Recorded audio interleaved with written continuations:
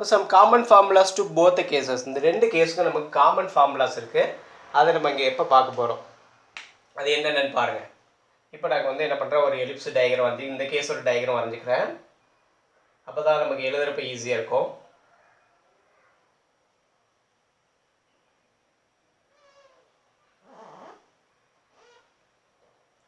X axis Y axis. இங்கே major axis along X ஆக்சிஸ்ன்னு எடுத்திருக்கேன். இது major axis along Y axis வந்தாலும் நம்ம சொல்கிற ஃபார்முலாஸ் எல்லாம் ஒரே மாதிரியே தான் இருக்கும். ஃபஸ்ட்டு ஃபார்முலா பார்த்தீங்கன்னா எக்ஸென்ட்ரிசிட்டி.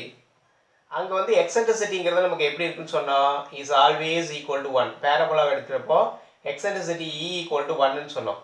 இப்போ இங்கே எக்ஸென்ட்ரிசிட்டிக்கு ஒரு தனி ஃபார்முலா இருக்குமா, that is equal to root of 1 minus B square by A square. நல்லா தெரிஞ்சுக்கோங்க. Eccentricity E equal to root of 1 minus B square by A square. E equal to எழுதுவோம். Eccentricity E equal to 1 minus B square by A square. இந்த formula நல்லா படிச்சு வச்சுக்கிறோம். Of and ரிப்பீட்டடாக eccentricity தேவைப்படும். சரி, இப்போ நம்ம ஸ்கொயர் பண்ணிட்டு இதை சிம்பிளிஃபை பண்ணால் இதுலேருந்து ஒரு ஆன்சர் நமக்கு கிடைக்கும். அது என்னன்னு பாருங்கள். Squaring on both sides E square equal to 1 minus B square by A square. திரும்ப நான் ஒரு A square மல்டிப்ளை பண்ணால் A square E square equal to a square minus a square b square by a square a square minus b square னு வரும். நல்லா பாருங்க, multiplied by a square. இப்போ நான் என்ன பண்ணுறேன், அந்த b square இங்கே கொண்டு a square e square ரைட்டில் கொண்டு போகிறேன். அப்போ b square equal to a square minus a square e square கிடைக்கும். இப்போ இதுலேருந்து a square காமன் எடுத்துட்டோம்னா b square equal to a square into 1 minus e square கிடைக்கும். அப்போது b square equal to a square into 1 minus e squareனாலும் இதுலேருந்து நம்ம என்ன பண்ணலாம், எக்ஸென்ட்ரிசிட்டியை கால்குலேட் பண்ண முடியும். சரிங்களா, either e equal root of 1 minus b square by a square போட்டு நம்ம எக்ஸென்ட்ரிசிட்டி கண்டுபிடிக்கலாம், ஆர் இந்த b square equal to a square into 1 minus e squareலேயும் நம்ம கண்டுபிடிக்கலாம். இப்போ இந்த ரெண்டுமே இந்த ரெண்டு டைப்புக்கும் வந்து காமனான ஃபார்முலா தான். இப்போ இது ஒரு காமன் ஃபார்முலா பார்த்துட்டோம், that is eccentricity. either major axis x axis or y axis. The eccentricity formula is same. என்னது, b square equal to a. ஏன்னா ரெண்டு இடத்துலையும் நம்ம a square தான் நம்ம கிரேட்டராக எடுக்கிறோம். இங்கே a greater than b, இங்கே a greater than b. அப்போ ரெண்டுக்கு ஒரே eccentricity தான் வரும்.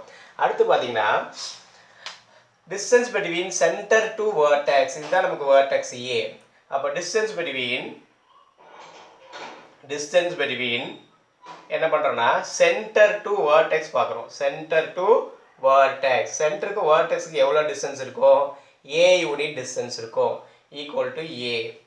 சரிங்களா, சென்டர் ஒரு பாயிண்ட்டு, vertex ஒரு பாயிண்ட்டு.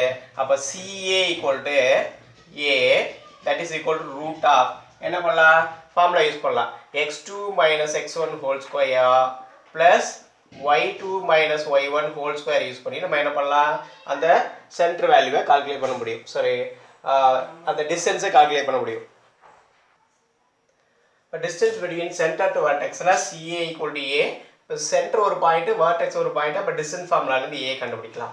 அடுத்து பார்த்தீங்கன்னா distance between center to focus. Focus இங்கே F இருக்கும். இப்போ இந்த பக்கம் வந்து F1, இது F1 positive side, left side வந்து F2 வரும்.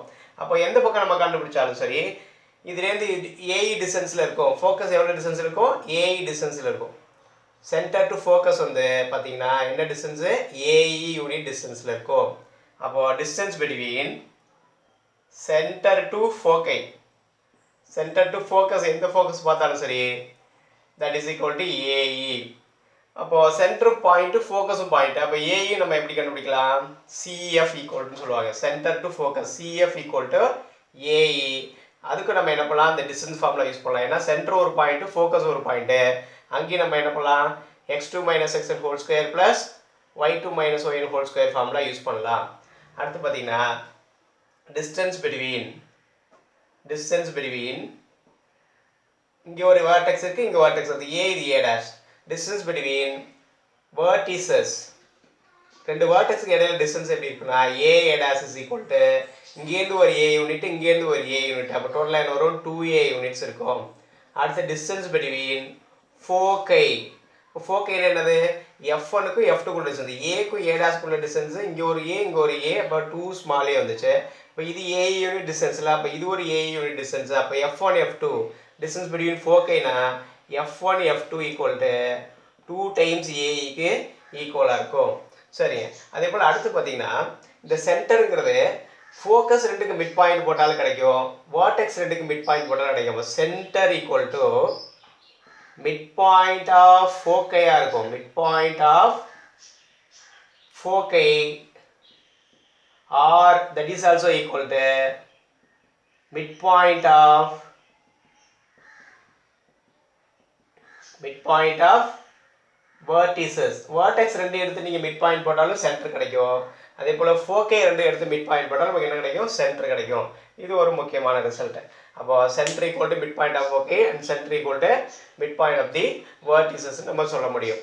அடுத்து பாத்தீங்கன்னா direct distance between the directrices. distance between directrices என்ன வரும் நமக்கு? distance between directrices. directrices நம்ம என்ன சொல்லுவோம்? distance between directrices என்ன சொல்லலாம்? இங்க ஒரு a by e டிஸ்டன்ஸ்லயும் இது minus a by e டிஸ்டன்ஸ்ல அது ஒரு plus a by. ஆனா distance வந்து cannot be negative. அப்ப இங்க இருந்து a by unit இங்க இருந்து a by unit டிஸ்டன்ஸ் இருக்கும்.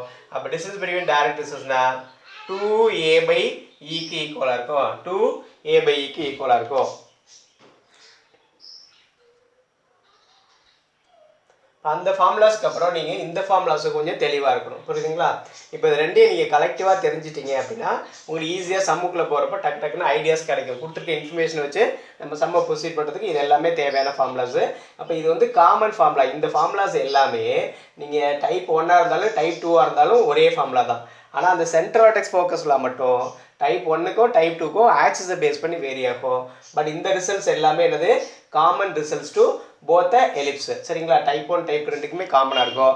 அப்போ இதுவும் நீங்கள் அடிஷ்னலாக லேர்ன் பண்ணாதான் நம்ம எலிப்ஸ்குள்ளே ஈஸியாக போக முடியும். அங்கே இருக்கிற சம்ஸ் எல்லாம் அழகாக புரியும். சரிங்களா?